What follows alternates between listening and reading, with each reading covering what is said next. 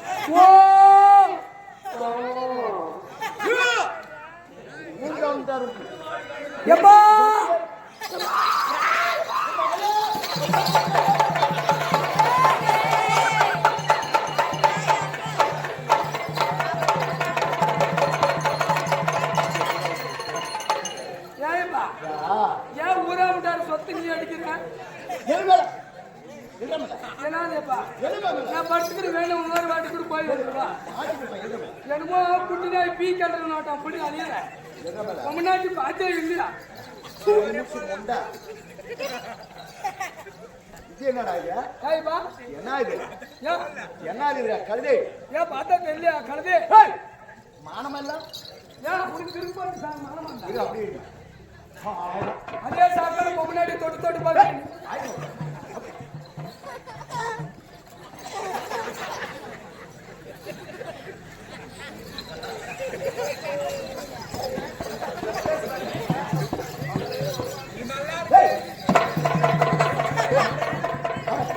சூட்டு மேல அடிக்காத சூட்டே தரவா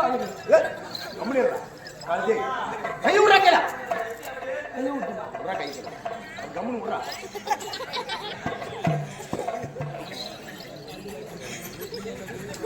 அம்மா புரியா நடிக்க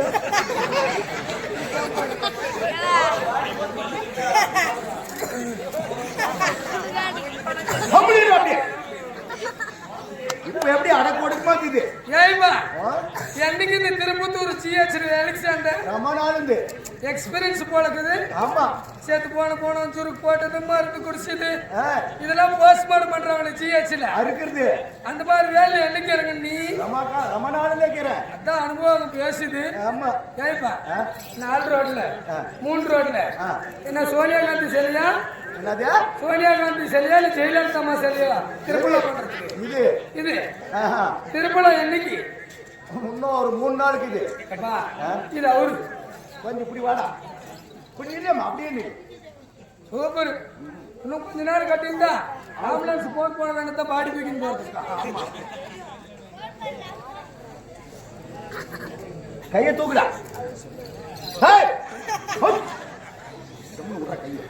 அப்படி விடுமா? நீ விட்டுருப்பா, உள்ள சும்மாதான் இருக்குது.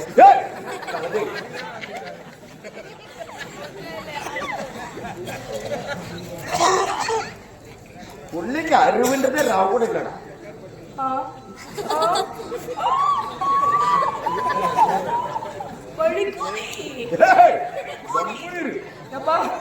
உங்க மறு கூட ஒரு நாள் இப்படி சொருக்கல. நீ சொருக்கும் போது அப்படி எனக்கு ஏன்னா அப்படி அலங்கோலமா வந்து நிக்கிற? ஏண்டா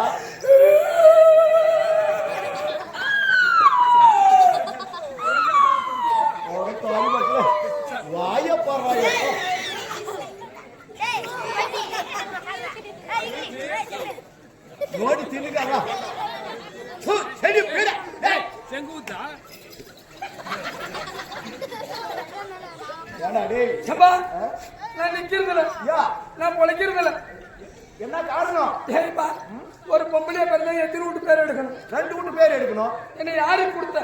எங்க தங்கச்சி வீட்டு பையன் காளியாப்பனுக்கு கொடுத்தேன். சுந்திக்காளிக்கா? சின்னக்காளி. சின்னக்காளி கொடுத்து ஆமா.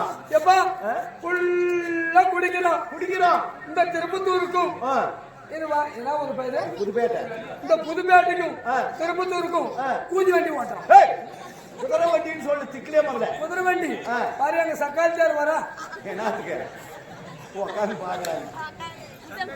ஏப்பா இந்த புதுப்பேட்டைக்கும் திருப்பத்தூருக்கும் குதிரை வண்டி ஓட்டுறான். ஆமா. ஒரு நாளைக்கு 500 ரூபாய் சம்பாதிக்கிறான். எவ்வளோ வருமானமா? பெரிய வருமானம் இல்லையா? 800 ரூபாய் குடிக்கிறான். எப்பா இன்னும் 300 ரூபாய் எங்க போறோம்? நான் தான் இருக்கிற குத்துக்கால எப்படி பண்ணி சம்பாதிச்சு கொடுக்குறேன்? நேரா வருது. ஏ காளியம்மா ஜவுடியா கேக்குறானே அப்படின்னு கேக்குறோம். எனக்கு நான் உங்ககிட்ட நான் வந்து படுத்தனா மகளே நீ அதுக்கு என்ன கேட்ட? நான் கேட்டேன் கேட்ட உன் மாமனார் வாயிலே சாப்பிட்டு நல்ல மருமக நல்ல மருக நல்ல மகன் உன் மாமனார் வாயிலே குட்டுன்னு சூப்பரம்மா. பரவாயில்லையா? கத்துக்குவா நல்லா. ஏன் இந்த கேள்விக்கு எப்பா நேரா ஓடி வருது கதவு டமான்னு ஒதுக்கிறது வச்சுட்டா போதும் நேரா ஓடி வந்து கப்பலக்காயிட்ட கரண்டுக்கு படுத்துக்கிறது இப்படி. அப்போ அப்படி மல்லாக்கா ஏ காளியம்மா எண்ணெயே அடிக்கிற அப்படி ஜாக்கெட்டை கிழிச்சு போடுறது. ஒரு டைலர் கிட்ட போனா ஒரு டைலர் கிட்ட கூட என்கிட்ட அண்ணில இருந்து நானும் வாஸ்காலும் வைக்கிறதுல ஜாக்கெட்டும் போடுறதுல அப்படியே விட்டுற ஓப்பனா அந்த நக்கனமா கட்டு நான் பொழைக்க மாட்டேன். ஏப்பா ஒரு பொம்பளையா வந்தா எத்தனை வீட்டு பேர் எடுக்கணும்? 2 வீட்டு பேர் எடுக்கணும். யாரு? புகழ்ந்த வீடு 1, பிறந்த வீடு 1. இறந்து வீடா? நீ எங்க பிறந்த? எங்க அம்மா வீட்டுல. எங்க வீட்டுல பிறந்தில்ல. உங்க வீட்டுல? அம்மா வீடு. உங்க வீட்டுல இல்ல நம்ம வீட்டுல. நம்ம வீடே வச்சுக்கோ. அம்மா தாய் வீடு 1. ஆமா. புகழ்ந்த வீடு 1. எப்பா இங்க இருக்கிறாங்க பாரு. ஒன்னு அப்பு மூட்டு பேர் 1. ஆமடியா மூட்டு 1. 2 உன்னோட முக்கியமான ஊரு என்ன ஊருமா? இருக்கிறாங்களே சக்காலத்துக்கு சவுத்திங்க யாரும் இந்த பேர் எடுக்க மாட்டாங்க. அட்டோ சொல்றோம்மா. என்ன பேர் சொல்லு. என்ன உங்களுக்கு அப்படி தெரிஞ்சுக்கலாம் தான். அந்த மாதிரி யாரும் பேர் எடுக்க மாட்டாங்க. ஒன்னு அப்பு மூட்டு பேரு, உன்னோட ஆமடியா மூட்டு பேரு, உன்னோட முக்கியமான அதனால சொல்லு திக்கிலே மகள. அதான் மெண்டக்கார மூட்டு பேரு. அழகான புள்ளி. நல்ல பேர் எடுத்துமாரு. நல்ல அப்பா அம்மாவுக்கு நல்லா மாத்துவாங்க. ஏய்ப்பா எனக்கு ஒரு சத்தியம் பண்ணி கொடு. என்னானே? நான் எது கேட்டாலும் மகளே நான் உனக்கு தரேன். எங்க வீட்டுல இரு அப்படின்னு எனக்கு சத்தியம் பண்ணி கொடு. ஏன்னா இத்தனை நம்பிக்கை இல்லையா உன் மேல? நம்பிக்கை இல்லையப்பா. என்னைக்கு கல்யாணம் பண்ணி கொடுக்குறீங்களா கட்டத்தனவும் அன்னைக்கே பட்டுப்படியே விட்டுறீங்க அனாதியாட்டம். இல்லடா பாக்குறீங்கம்மா. நீங்க பாக்குறீங்கப்பா சென்னையில் எட்டி குளிக்கும் போது. உனக்கு சத்தி பண்ணி கொடுக்கணும். சத்தியம் பண்ணியப்பா. என்னானே? எது கேட்டாலும் நான் தரண்டா மகளே அப்படின்னு நான் சத்தி பண்ணணும். உனக்கு பிறக்காத மகளே பின்னாடி பிறந்த ஏப்பா நம்மள கேட்டதான் தெரியும். சரிடா இத்தனை நாள் என்ன கொடுக்காத போயிட்டேன். இன்னைக்கு மட்டும் என்ன கொடுக்காத போறேன். நீ எது கேட்டாலும் கொடுக்குற மகளே. இது சத்தியம். எப்பா இது பொய் சத்தியம். அடிச்சு நல்ல அடிச்சு கிள்ளணும். அடிக்கிறதுனா அந்த அடி நினைச்சுக்காத கையை மட்டும். சரி கை இந்த கையை சத்தியமா நீ என்ன கேட்டாலும் கொடுக்குறம்மா. எப்பா என்ன ஒரே ஒரு வாட்டி பிடிக்கவா? ஒரே ஒரு வாட்டி எனக்கு குஞ்சு வேணும். என்ன வேணும்? எனக்கு குஞ்சு வேணும். துணியா?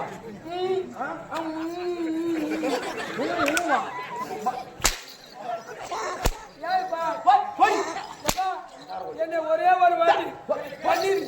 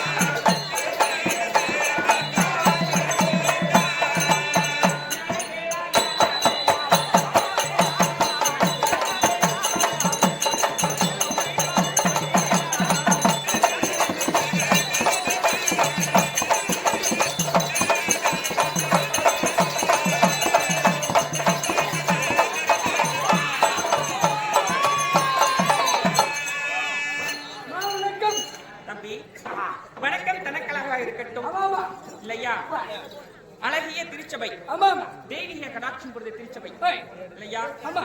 ஆன்றோர்கள் சான்றோர்கள் படித்தவர் பட்டம் பெற்றவர் ஆமாமா. வேத புராணங்கள் நன்னூல் இதிகாசங்கள் இவையெல்லாம் கற்ற இந்த ஞானிகள் இருப்பார்கள் இல்லையா? அறிஞர்கள் இருப்பார்கள், புலவர்கள் இருப்பார்கள், வயதிலே பெரியவர்கள் இருக்கின்றார்கள் இல்லையா? படிக்கும் நாளை வருங்கால இந்தியாக்கள், படிக்கும் சிறிய குழந்தைகள் இருக்கின்றார்கள். இப்படியெல்லாம்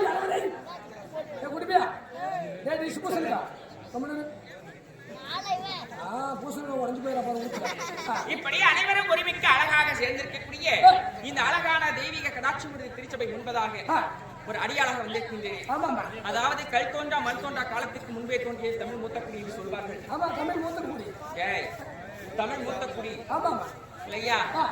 நம்மளுடைய முன்னோராக விளங்கக்கூடிய தமிழ் பாட்டன் என்று சொல்லக்கூடிய திருவள்ளுவர் வகுத்திருக்கின்றார் வாழ்க்கையினுடைய நெறிகளை இல்லையா? மனிதனாக பிறந்தால் எப்படியெல்லாம் வாழ வேண்டும், எவ்வண்ணமெல்லாம் வாழக்கூடாது என்று சொல்லி இல்லையா? அதை போன்று 1330 திருக்குறள்களில் சொல்லியிருக்கிறாரப்பா. மனிதனாக பிறந்தால் எப்படி வாழ வேண்டும் என்று சொல்லி வாழ்க்கையை தத்துவத்தை திருக்குறளாக எழுதியிருக்கின்றார். எப்படி என்றால் அகழ்வாரை தாங்கள் நிலம் போல தம்மை இகழ்வார் பொறுத்தல் தலை என்று சொல்லியிருக்கார் ஒரு குறளிலே.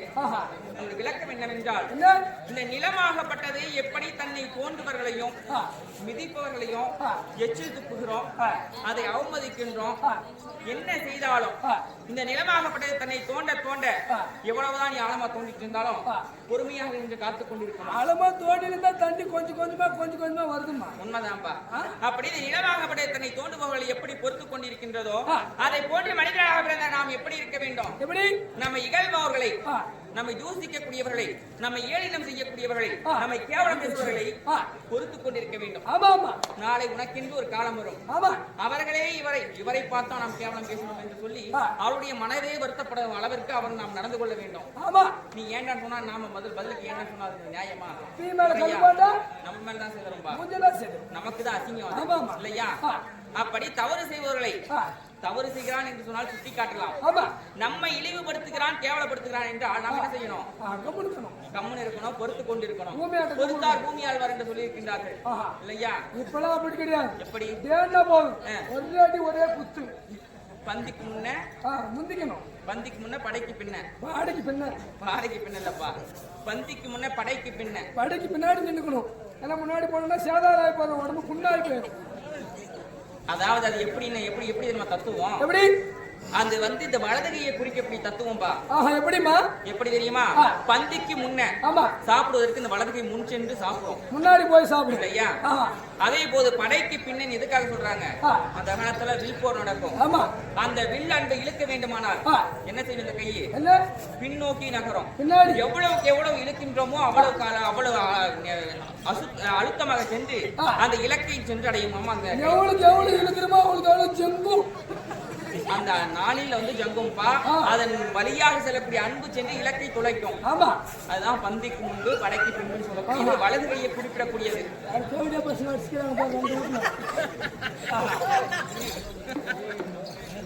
அப்படி இருந்தாலும் தெய்வீக கடாட்சபுர திருச்சபை முன்பதாக ஒரு பெண்ணாகி தோற்றமாக வந்திருக்கக்கூடிய தருணம்.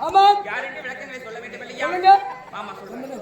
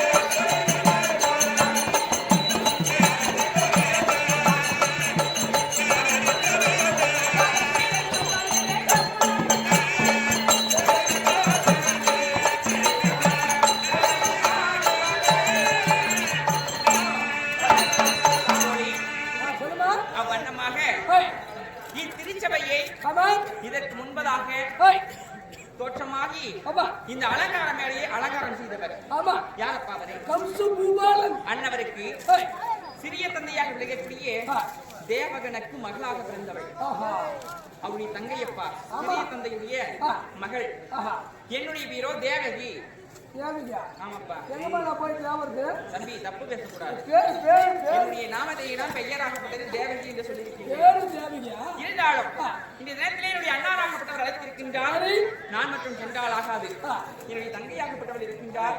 வந்தவுடனே மற்ற விஷயங்களை சமாச்சாரங்களை சொல்கிறேன் அப்பா. சரி சரி